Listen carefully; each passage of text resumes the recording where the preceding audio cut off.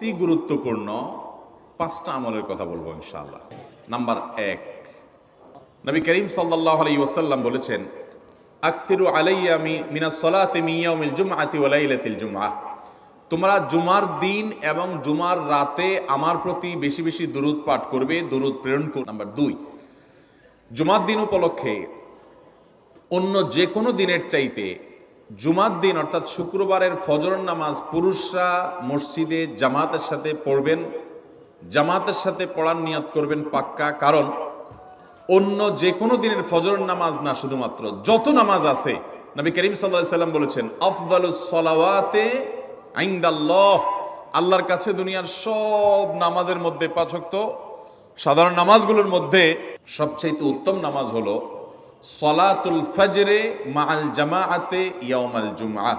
জুমার দিন ফজরের নামাজ জামাতের সাথে আদায় করা হলো যত নামাজ আছে এর মধ্যে সবচেয়ে শ্রেষ্ঠ নামাজ। ভাইরা আমার, প্রত্যেক বৃহস্পতিবার আসলে সন্ধ্যার সময় প্রতিজ্ঞা করব, সপ্তাহের অন্য দিন যদি আমার ত্রুটি বিচ্যুতি হয়ও আমি সেটাকে কারেকশন করার চেষ্টা করব, কিন্তু শুক্রবার ফজরটা পুরুষ হিসাবে আমি জামাতের সাথে পড়বই পড়বো। তার জন্য রাতে আগে আগে শোবো, ডাবল ট্রিপল অ্যালার্ম দিয়ে শোবো, অন্য নামাজি বন্ধুকে বলবো ফোন দিয়ে ডেকে দিবি, একে অন্যের সহযোগিতা করব, কিন্তু ফজরের নামাজ জুমার দিন ছাড়বো না ইনশাআল্লাহ। 3 নম্বর আমল হলো সূরা কাহাফ পড়বো। যারা কোরআন পড়তে পারেন না তারা শুনবেন, আর যারা পড়তে পারেন তারা নিজে পড়বেন। সূরা কাহাফ যদি জুমার দিন কেউ পড়ে, নবী করিম সাল্লাল্লাহু আলাইহি সাল্লাম বলেছেন এই সূরাটা তার জন্য নূর হবে, নূর, আলো আল্লাহর তরফ থেকে।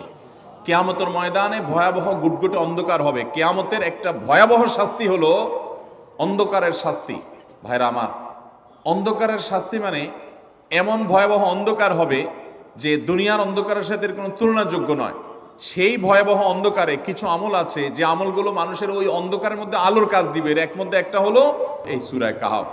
অন্য অনেক উলামা ইকরাম বলেছেন এর ব্যাখ্যা হলো সূরা কাহাফ যদি কেউ এক বৃহস্পতিবারে পড়ে, পরের বৃহস্পতিবার পর্যন্ত, এক শুক্রবারে যদি পড়ে, পরের শুক্রবার আগ পর্যন্ত পুরো সপ্তাহব্যাপী তার ভিতরে নূর, ঈমানের নূর, তাকওয়ার নূর, ইলমের নূর, আমলের নূর, ভালো মানুষ হওয়ার নূর তার ভিতরে আল্লাহ তাআলা সৃষ্টি করে দিবেন। তো নবী সাল্লাল্লাহু আলাইহি সাল্লাম বলেছেন সূরা কাহাফের প্রথম 10 আয়াত যদি কেউ মুখস্থ করে, তো এই ব্যক্তিকে আল্লাহ রাব্বুল আলামিন এবং যদি তেলাওয়াত করে, এই ব্যক্তিকে আমলের মাধ্যমে দাজ্জালের ফিতনা থেকে আল্লাহ বাঁচিয়ে রাখবেন। অতএব জুমার দিন প্রত্যেক শুক্রবারে সূরা কাহাফ পড়ব তো ইনশাআল্লাহ। 4 নম্বর আমল হলো দুনিয়াতে যত ফজিলতপূর্ণ আমল আছে এর মধ্যে সবচেয়ে বেশি ফজিলতপূর্ণ আমল এটা। খুব সহজ আমলটা, খুব সহজ, প্রত্যেক শুক্রবার আমরা এটা করতে পারি। জুমার দিন আগে ঘুম থেকে উঠে উত্তম রূপে গোসল করে মসজিদে আগে আগে গিয়ে পায়ে হেঁটে গিয়ে সামনে ইমাম সাহেবের কাছাকাছি গিয়ে বসা, অনর্থক কথা কাজ না করা, তেলাওয়াত জিকির আজকারের মশগুল থেকে নামাজটা পড়ে বের হয়ে আসা, এই কাজ, এই কয়েকটা কাজ যদি করে তাহলে কাজ কয়টা হলো? আগে আগে ঘুম থেকে উঠা, ওই যে ফজর নামাজ জামাতের সাথে পড়া ইত্যাদি, গোসল করা উত্তম রূপে, আর পায়ে হেঁটে মসজিদে যাওয়া, বাহনে না চড়া। 4 নম্বর হলো ইমামের কাছাকাছি গিয়ে বসা, কোনো অনর্থক কাজ না করা।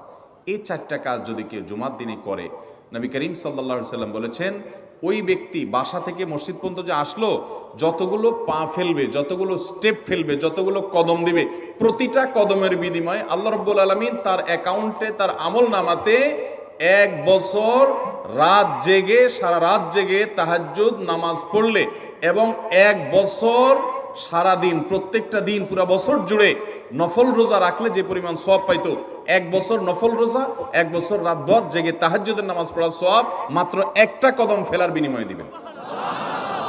চেষ্টা করব না ইনশাআল্লাহ। 5 নম্বর এবং সর্বশেষ আমল হলো জুমার দিনে একটা সময় আছে দোয়া কবুল হয়। দোয়া কবুলের যে সময়গুলো আছে এর ভিতরে অত্যন্ত ইম্পর্টেন্ট একটা সময় হলো জুমার দিন।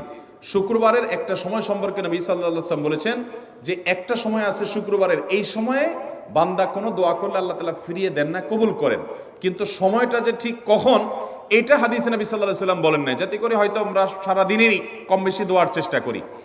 এই বিষয়ে মুহাদ্দিসগণ, হাদিস বিশ্লেষকগণ, পণ্ডিত ওলামা একরামগণ হাদিসের বিভিন্ন আকার ইঙ্গিতকে গবেষণা করে, অ্যানালাইসিস করে এক একজন এক এক সময়ের কথা বলেছেন। তবে বেশিরভাগ ইমাম, বেশিরভাগ পণ্ডিত ওলামা একরাম, বেশিরভাগ আপনার ইসলামিক স্কলারগণের বক্তব্য হলো যে এই সময়টা হলো জুমার দিনের শেষ প্রহর, আসরের পর থেকে নিয়ে সূর্য ওঠার আগ পর্যন্ত এই সময়টা।